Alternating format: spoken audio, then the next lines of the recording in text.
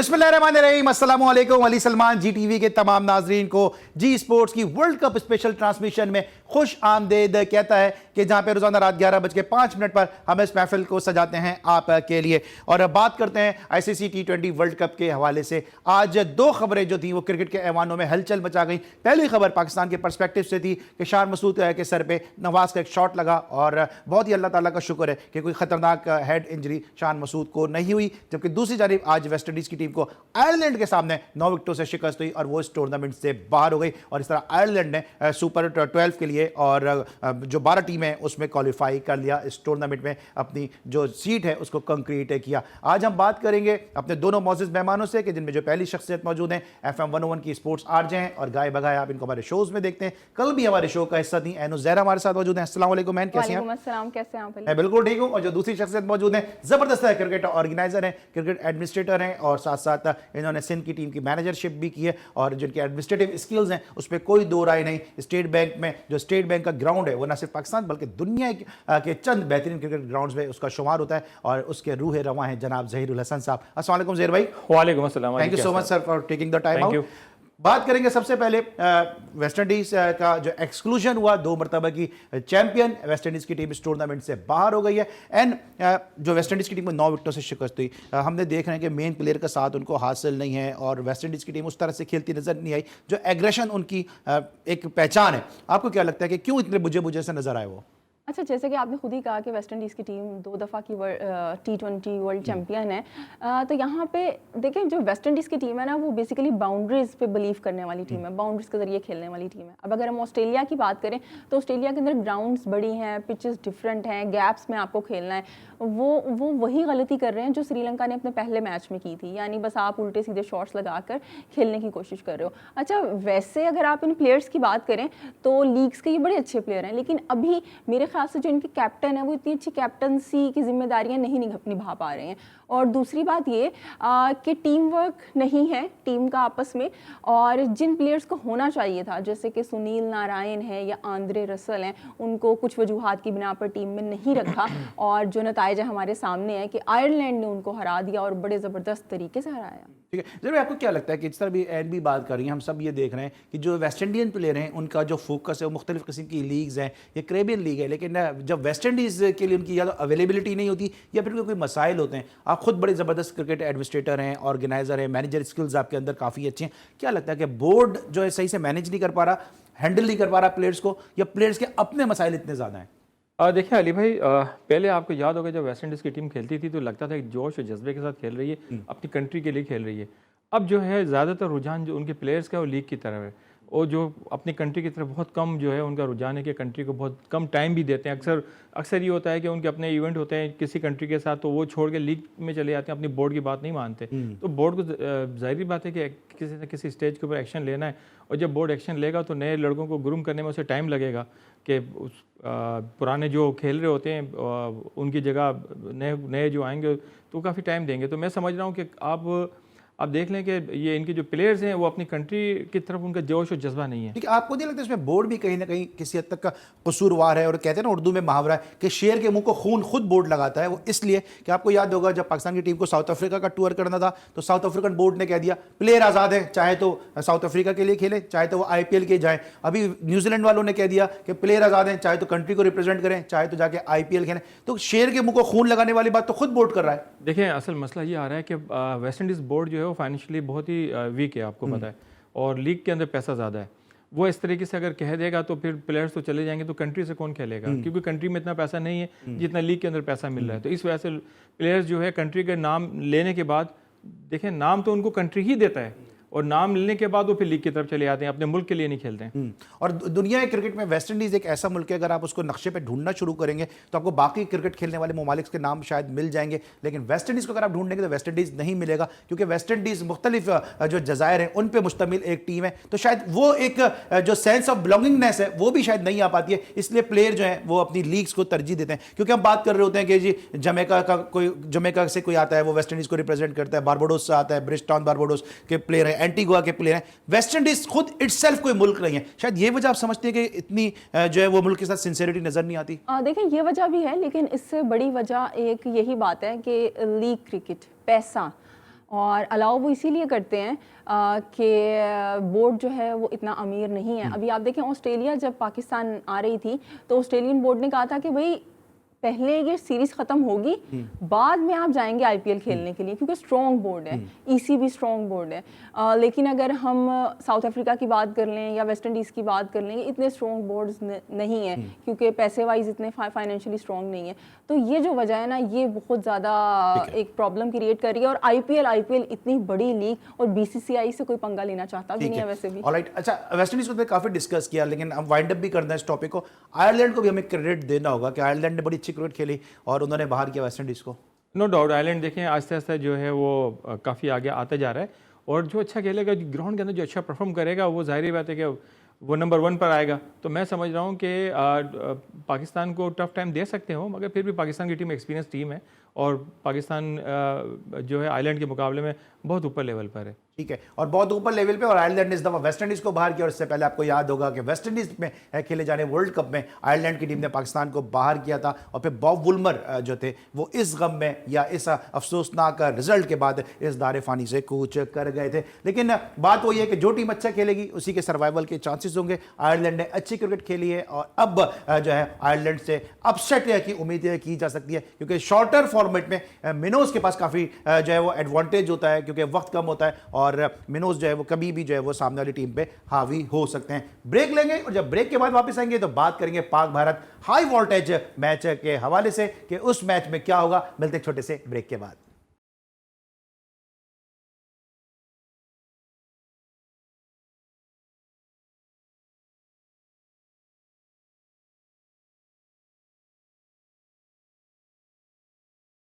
जी जनाब, आपने देखा पाक भारत मैच के हवाले से एक पैकेज, एक मोन्टाज है कि जिसमें आपने चौके भी देखे, छक्के भी देखे, इम्प्रोवाइजेशन भी देखी, और बहुत ज़बरदस्त हमें क्रिकेट देखने की उम्मीद है इस मैच में जो 23 अक्टूबर को खेला जाएगा। अब क्या बारिश इस मैच को मुतासर करेगी या नहीं, यकीनी तौर पर यह देखना होगा। लेकिन एक बड़ा मैच है, ज़बरदस्त मैच है, और जय शाह के स्टेटमेंट के बाद तो इस मैच की अहमियत और ज़्यादा बढ़ गई है। ज़हीर भाई, जिस मौके पर जय शाह का स्टेटमेंट आया, इसमें मैं बाद में बात करूंगा, लेकिन इस स्टेटमेंट को सामने रखते हुए क्या खिलाड़ियों पे, दोनों तरफ के खिलाड़ियों पे कोई ऐसा दबाव होगा कि वो वर्ल्ड कप खेलने नहीं आ रहे, वो एशिया कप खेलने नहीं जाएंगे, तो ऐसा कोई दबाव होगा कि इस मैच को बहुत हाई वोल्टेज बना दिया गया? मैं नहीं समझता कि खिलाड़ियों के ऊपर किसी किस्म का कोई प्रेशर होगा, क्योंकि खिलाड़ी सिर्फ क्रिकेट खेलना चाहते हैं, वो चाहे इंडिया के हों, पाकिस्तान के हों। आप एक चीज़ देख लें, ग्राउंड के बाहर उनकी बहुत अच्छी दोस्ती है, बहुत अच्छी फ्रेंडशिप है, एक दूसरे के साथ जो है वो डिस्कस करते हैं, एक दूसरे के साथ मिलते हैं, एक दूसरे की तारीफ़ करते हैं। और मैं समझ रहा हूँ कि ये इस स्टेटमेंट के बाद जो है खिलाड़ियों पे तो कोई असर नहीं आएगा। हाँ, एक आवाम के ऊपर जो है असर आता है, स्पेशली पाकिस्तान की आवाम के ऊपर, मगर इंडिया की आवाम भी जो है वो चाहती है कि पाकिस्तान की टीम वहाँ जाकर खेले और वहाँ की टीम यहाँ आकर खेले। मगर आपको पता है पॉलिटिकली डिसीजन है जो जिसकी वजह से क्रिकेट को नुकसान हो रहा है, स्पोर्ट्स को नुकसान हो रहा है। और मैं समझता हूँ कि स्पोर्ट्स को जो है पॉलिटिक्स से बिल्कुल अलग रखना चाहिए, और इंडिया को अब समझना चाहिए कि ये बहुत ज़्यादा हो गया है। एक ऐसे मौके के ऊपर एक ऐसी इंडिया की एक ऐसी सीनियर टीम है जिसको मेरे ख्याल से इनको जो है ऐसा स्टेटमेंट नहीं देना चाहिए था। या तो रमीज़ अय्यर के साथ वो बात करते, डिस्कस करते, उनको बताते, कॉन्फिडेंस में लेते। मैं इस पे आता हूँ, जरा मैच को जरा डिस्कस करूँ, उसके बाद मैं आता हूँ। ये जो मैच हो रहा है जिसमें एक तरफ बुमराह नहीं है, उनकी टीम भी फिटनेस के मसाइल से दो चार है, हमारी टीम में भी मसाइल है। शाहीन शाह अफरीदी को के फिट जरूर हो गए, लेकिन प्रेडिक्ट नहीं कर सकते कि वो कितनी फिटनेस हासिल कर चुके हैं और किस अंदाज से परफॉर्म करेंगे, क्या उसी फुल रिदम के साथ परफॉर्म करेंगे। दूसरी तरफ हम देख रहे हैं फ़खर जमान की भी इंजरी है, फिर आज शान मसूद के भी बॉल लग गई है, तो दोनों टीमों के मसाइल हैं। इन दोनों टीमों की जो इंजरीज हैं, जो फिटनेस के इश्यूज हैं, उनको देखते हुए आपको क्या लगता है कि दोनों टीमें फुल स्ट्रेंथ के साथ जाएंगी, एक अच्छा मुकाबला देखने को मिलेगा? बिल्कुल, दोनों टीमें फुल स्ट्रेंथ के साथ जाएंगी और हमें एक अच्छा मुकाबला देखने को मिलेगा अगर बारिश नहीं होती है तो। लेकिन मेरे ख्याल से पाकिस्तान को एक साइकोलॉजिकल एडवांटेज है शाहीन शाह अफरीदी का। आकाश चोपड़ा ने कल, जैसे कि आपने प्रोग्राम में जिक्र किया था, कि उन्होंने कहा कि नहीं भी शाहीन अफरीदी से तो मसला कोई नहीं है और हारिस रऊफ सरप्राइज कर सकते हैं। लेकिन आज जब हमने प्रैक्टिस सेशन देखा इंडिया का, तो उसके अंदर जो रोहित शर्मा थे, उनके लिए एक लोकल एक शाहीन शाह अफरीदी को बुलाया गया कि जो लेफ्ट हैंड फास्ट बॉलर हैं, और उन्होंने शाहीन शाह अफरीदी के अंदाज में बॉलिंग करने की कोशिश की। अच्छा, मैं इस पे जरा बात भी करूंगा क्योंकि इस वक्त मुझे एक बहुत ही सीनियर पर्सनालिटी ने ज्वाइन किया, क्रिकेट बोर्ड से वाबस्ता रहे और ब्यूरोक्रेसी का एक बहुत बड़ा नाम है पाकिस्तान क्रिकेट बोर्ड का। मुख्तलिफ हैसियतों से उन्होंने सर्व भी किया और बहुत सारे दरून खाना मामलात को भी जानते हैं, और साथ साथ उनके जो फॉरेन अफेयर्स हैं उस पर बड़ी गहरी निगाह। मेरे साथ मौजूद हैं former secretary, former president Pakistan cricket board जनाब खालिद महमूद साहब। शो में खुश आमदीद कहेंगे। अस्सलाम वालेकुम सर। जी वालेकुम अस्सलाम। Sir thank you so much कि रात के इस पहर आपने जी स्पोर्ट्स के लिए वक्त निकाला। और हम आपसे जानना चाहेंगे कि अभी एशियन कप की अभी 1 साल है एशिया कप होने में, लेकिन उसके बावजूद जो बयान आया सेक्रेटरी बीसीसीआई प्रेसिडेंट एसीसी, कितना किस हद तक इस बयान को आप गैर जिम्मेदाराना बयान समझते हैं और आउट ऑफ द कॉन्टेक्स्ट इस बयान को समझते हैं? देखिए, गैर जिम्मेदाराना और आउट ऑफ कॉन्टेक्स्ट जो है वो बड़े महज़ब से लफ्ज हैं। मैं समझता सर हूँ मजबूरी है ना, मैं टीवी पे बैठा हूं। ये हिंदुस्तान की हिंदुस्तान की पुरानी सोच और पुरानी पॉलिसी का नतीजा है, क्योंकि वो पिछले जब से खास तौर पे बीजेपी की हुकूमत आई है हिंदुस्तान में, उनकी एक बड़ी वाज़ेह कोशिश है और वाज़ेह उनकी हिकमत अमली है कि पाकिस्तान को तन्हाई का शिकार किया जाए हर शोबे में, यानी चाहे तजारत हो, चाहे बैनुल अक़वामी सियासत हो, डिप्लोमेसी हो, इनको तन्हाई का शिकार किया जाए। कोई इनकी बात ना सुने, कोई बात इनकी ना समझे, मानना तो बात की बात है। तो ये उनकी कोशिश है। उसमें क्रिकेट और स्पोर्ट्स भी उन्होंने रखा हुआ है। हालांकि आपको पता है कि इंटरनेशनल ओलंपिक एसोसिएशन की ये पॉलिसी है, आईसीसी का भी ये दावा है कि सियासत का और खेलों का आपस में कोई ताल्लुक नहीं है। लेकिन उसके बावजूद हिंदुस्तान ये सब कुछ कर रहा है, उनकी आंखों के नजरों के सामने कर रहा है, और उनको कोई पूछने वाला नहीं। पूछने वाला इसलिए कोई नहीं है क्योंकि हिंदुस्तान की मार्केट बहुत बड़ी है, कॉर्पोरेट सपोर्ट क्रिकेट के लिए बहुत ज्यादा है। जो भी कोई इवेंट होता है वहाँ पे या जिसमें वो शामिल होते हैं, वहाँ से हिंदुस्तान की मार्केट से पैसा उनको बहुत ज्यादा मिल सकता है। इसलिए जो दो बड़े मुल्क हैं क्रिकेट वाले, फाउंडिंग मेंबर जो हैं ऑस्ट्रेलिया और इंग्लैंड, उनको भी उन पे भी वो हावी हैं। आपको याद होगा बिग थ्री का फार्मूला भी यही लोग लेके आए थे। सर तो ये आपको ऐसा लगता है कि इंडिया में इलेक्शन होने वाले हैं और को हिंदुत्व कार्ड जो है, जो हमेशा से बीजेपी खेलती आ रही है, उस कार्ड को खेलने की कोशिश की जा रही है क्रिकेट को आड़ बनाकर?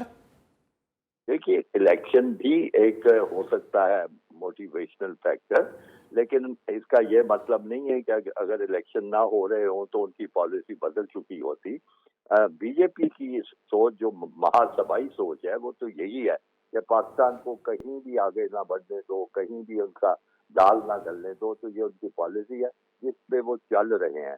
मुझे बल्कि जो ये समझ नहीं आई कि जब ये इवेंट पाकिस्तान को देने का फैसला हुआ था, उस वक्त भी हिंदुस्तान मौजूद था, बल्कि शायद सदारत भी उनके पास थी। उस वक्त ये कैसे हो गया? मैंने ये एक दो जो इंडियन चैनल से बात करते हुए मैंने पूछा कि भाई, जब आप ये इवेंट अलॉट हो रहा था तो आपने पाकिस्तान को अलॉट किया था। उस वक्त आपने सिक्योरिटी के हालात भी देखे होंगे, उस वक्त आपने बाकी और चीजों पे भी गौर किया होगा, उस वक्त आपने अपनी हुकूमत की सोच भी आपके सामने होगी, तो आपने इस चीज को सपोर्ट किया था। अब बैठे बैठे आपने एकदम इतना बड़ा यू टर्न लेके ये ऐलान डाल दिया है कि जी चूंकि सिक्योरिटी के मामला ठीक नहीं है तो इसलिए हमारी टीम खतरा महसूस करती है। तो यकीनी तौर पे कोई नया वाकया पेश आया है। ये हो सकता है जैसे आपने अच्छा सर, वक्त बड़ा महदूद है और मैं कोशिश करूंगा कि जल्द से ज्यादा से ज्यादा आपसे क्वेश्चन करके आपसे हम फैजियाब हो सकें।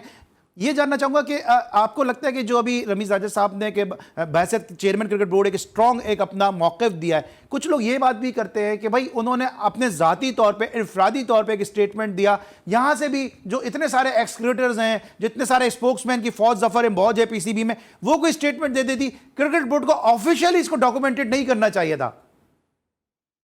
देखिए, मेरे ख्याल में डॉक्यूमेंटेशन की, बयानबाजी की इस लेवल पे जरूरत मैं तो जाती तौर पे नहीं समझता। मैं समझता हूं कि जो भी इस किस्म का हमला हो पाकिस्तान क्रिकेट पे, अब रमीज राजा साहब आपको याद होगा जब शुरू में नए नए आए थे तो पार्लियामेंट्री कमेटी के सामने पेश होके कह रहे थे कि अगर हिंदुस्तान का क्रिकेट बोर्ड जो है वो हमारी इमदाद बंद कर दे तो पाकिस्तान की क्रिकेट कोलैप्स हो सकती है। यानी एक तरफ तो ये एक्सट्रीम थी, दूसरी तरफ एकदम उन्होंने दूसरा एक पट्टा काया है।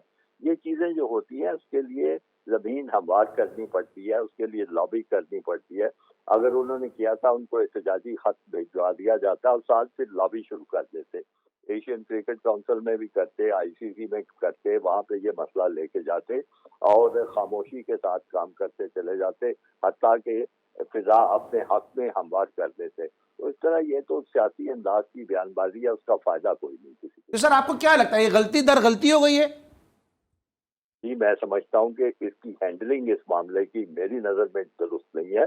अगर मैं इस वक्त क्रिकेट बोर्ड में होता तो मैं तो काम शुरू कर चुका होता। मैं ठीक है। मुस्लिम क्रिकेट बोर्ड से इस मौजू पे खत लिख चुका होता कि जनाब ये सूरत हाल है, आप देखिए। एक तरफ आप कहते हैं सियासत को अलहदा रखें और क्रिकेट को अलहदा रखें, यहाँ पे ये हो रहा है, आप हमारी मदद कीजिए और इस बारे में कुछ ना कुछ। बल्कि मैं समझता हूँ इमरजेंसी सेशन जो था वो आईसीसी का वो कॉल करना चाहिए था। ठीक है। इससे अच्छा वो सर, भी हो आपको सकता ऐसा था। लगता है कि अभी जैसे आपने खुद भी याद दहानी कराई कि उन्होंने कहा कि जी अगर इंडिया हमारी फंडिंग बंद कर दे, हमारी क्रिकेट जो है वो क्लैप्स कर जाए। इससे पहले आपको याद होगा कि रमीज भाई ने यह भी कहा था कि जी बिग थ्री को हमें मान लेना चाहिए, पाकिस्तान क्रिकेट की बका इसी में है कि हम बिग थ्री को मान लें। अब कुछ लोग ये बात कर रहे हैं, क्रिकेट के कुछ हल्के ये बात कर रहे हैं क्योंकि गवर्नमेंट चेंज हो गई है, रिजीम चेंज हो गया है, रमीज राजा साहब को शायद अब कूच करने की तैयारी है, तो उन्होंने एक सिंपैथी लेने की कोशिश की है, इस तरह का एक स्ट्रांग डिसीजन लेकर। या मेरा ख्याल है वो कुछ अपने आप को असर्ट कर रहे हैं, जबकि वो पहले उनका मौका थी और उनकी सोच भी बड़ी फर्क थी। रिजीम चेंज आप कह लें या हुकूमत की तब्दीली कह लें, एक तरफ आपको पता है कि बड़ी जोर शोर से कुछ लोग हैं लंदन तक भी जाके कोशिश कर रहे हैं कि वो इस ओहदे को हासिल करें। तो ये सारी चीज़ों से मैं आगाह हूँ और यकीनन मेरे ख्याल में मुझसे रमीज राजा ज़्यादा वाकिफ होंगे क्या कुछ हो रहा है, तो इस वजह से वो इस तरह की बातें कर रहे हैं। मेरा ख्याल है ये कोई एक जो होता है ना कोई सुलझा हुआ और मंझा हुआ मौक़िफ़ जो है वो नहीं है। ठीक है सर, एनो जहरा भी हमारे साथ हैं, ये भी आपसे सवाल करेंगे, लेकिन जरा पहले मैं 2-3 सवाल आपसे कर लूं कि अब क्या आपको लगता है कि क्या जो पाकिस्तान और इंडिया के दरमियान जो मामला चल रहे हैं उसमें एक तजवीज़ आई है रवि शास्त्री की तरफ से कि न्यूट्रल वेन्यू पे खेल लें, क्यों क्या इंडिया पाकिस्तान के मुकाबले इतने जरूरी हैं कि हम न्यूट्रल वेन्यू पे जाके खेल सकते हैं, या फिर एशिया कप होगा, जरूर होगा, बिल्कुल होगा, अवश्य होगा और इंडिया के बगैर होगा?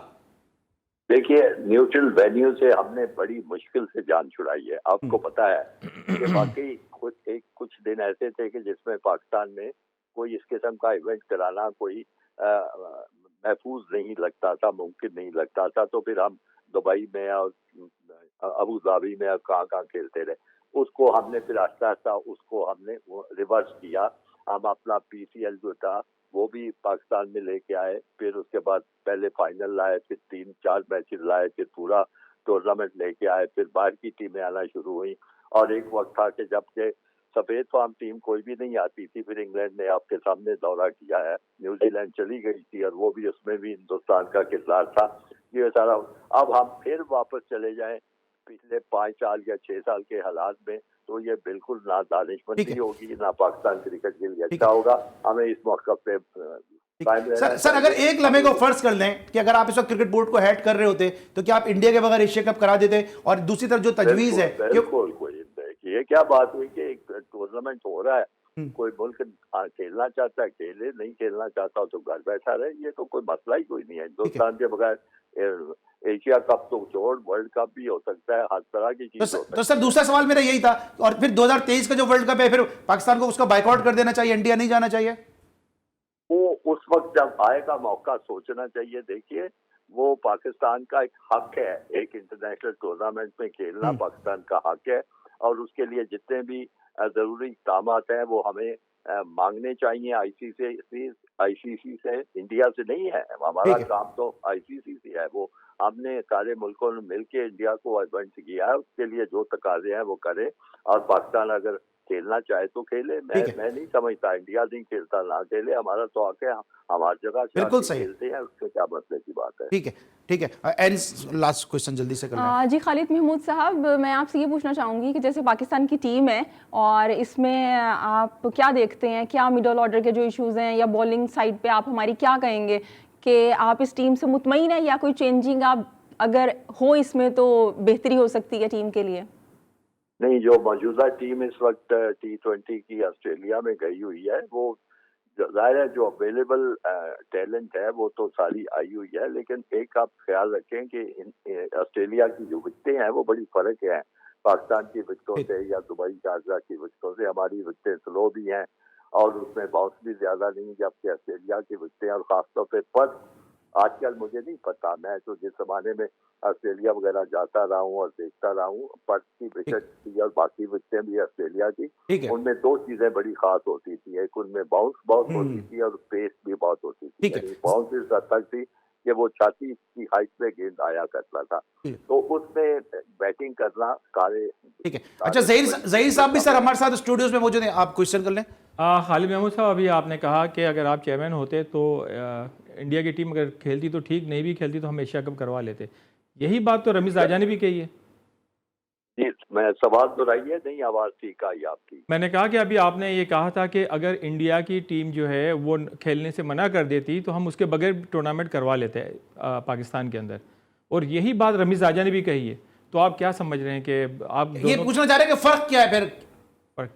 जी, फर्क ये है कि वो रमीज राजा ने तो बात कर दी और उसके बाद आगे क्या होगा, मैं अर्ज कर रहा हूँ कि जो क्रिकेट बोर्ड होता है वो उस चीज को, जो भी मुखालिफ हमला होता है उसको काउंटर करने की कोशिश करता है। बयानबाजी में मुकाबला नहीं किया जाता। बहरहाल मौक़िफ़ तो क्रिकेट बोर्ड ने लेना था, लेकिन काउंटर करने का ये तरीका है कि आप जो सारे क्रिकेट खेलने वाले ममालिक हैं उनके सामने ये इशू लेके आए, उनको बताएं मैं ये तजवीज़ पेश कर रहा हूँ कि आईसीसी का एक इमरजेंसी सेशन भी आप कॉल कर सकते हैं। अगर आपके पास 50% वोट हो तो आप वो बुलाएं और उसमें कहें कि देखें जी, एक तरफ तो आप ये कहते हैं कि क्रिकेट क्रिकेट है, खेल खेल है, सियासत सियासत है, दोनों को जुदा रखा जाना चाहिए, और यहाँ पे क्या हो रहा है, मैं ये बात कर रहा हूँ कि ये चीजें होनी चाहिए थी सारी। लेकिन खालिद महमूद ठीक है सर, साहब, ठीक है sir, thank you so much sir, आप हमारे साथ मौजूद थे और अपने अपने ख्यालात से हमें आगाह भी किया। और जिस तरह खालिद महमूद साहब का एक्सपीरियंस है फॉरेन अफेयर्स के हवाले से, क्रिकेट बोर्ड के मामलात को रन करने के हवाले से,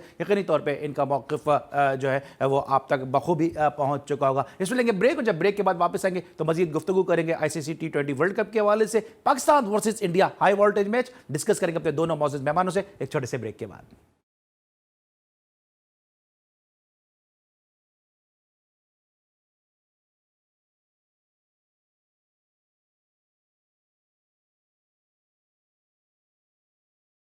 welcome back after the break. और आपने देखें उस मैच की कुछ ग्लिम्सेस के जिसका हम सबको इंतजार है, इंडिया पाकिस्तान पाक भारत मैच जो होगा वो बड़ा ही जबरदस्त एक टाकरा होने के लिए जा रहा है। ज़हीर भाई, अभी इस तरह से मुख्तलिफ स्टेटमेंट आ रहे हैं, अभी आप सुना आपने खालिद महमूद साहब को कि इंडिया पाकिस्तान मैच जो है वो एक हाइप उसकी बनी हुई है, एक लोगों को उसका इंतजार है, लेकिन जिस तरह हम दूसरी तरफ देख रहे हैं दोनों तरफ से जो है वो बातें की जा रही है कि बाबर आजम को कैसे कंट्रोल किया जा सकता है, भारतीय बॉलर्स को कैसे कोप अप किया जा सकता है, शाहीन शाह अफरीदी किस तरह से परफॉर्मेंस दे सकते हैं। ये सारी चीज़ें मिला के ये मैच जो है कितना हाई वोल्टेज होने जा रहा है? नो डाउट, देखिए इंडिया पाकिस्तान का मैच तो बड़ा हाई वोल्टेज होता है, और मैं समझ रहा हूँ उसके असरात अभी से नज़र भी आ रहे हैं आपको। अगर वेदर अच्छा हुआ तो मैं समझ रहा हूँ कि पाकिस्तान, अब देखें टिकट उसके आज से 2 महीने पहले तक सेल हो चुके हैं, लेकिन अब वापस भी लोग करने लगे। लोग तो वेदर की वजह से है, मगर आज जो खबर आई है कि वेदर शायद क्लियर हो रहा है, 50-50 हो गया है। 50-50 हो गया, तो उम्मीद है कि मैच इंशाल्लाह ताला होगा और अच्छा मैच होगा। और रही देखें शहनवारी आफरीदी जो है, शाहीन शाह अफरीदी की आने से जो है बड़ा फ़र्क पड़ेगा, और इंडिया के ऊपर एक नफसियाती जो है दबाव भी है। प्रकाश के हवाले से अभी जो बात इन्होंने कही थी, तो देखें वो मेंटली तौर पे जो है ना डाउन करने की कोशिश करते हैं, मगर मैं समझ रहा हूँ पाकिस्तान जो है इस वक्त इंडिया के सामने जब भी खेलता है तो वो एक स्ट्रॉन्ग माइंड के साथ खेलता है। अच्छा, जो भारत के बॉलिंग कंसल्टेंट है वो कह रहे हैं कि शाहीन शाह के लिए थोड़ा मुश्किल होगा, आते ही कमबैक करें और आते ही परफॉर्मेंस दें।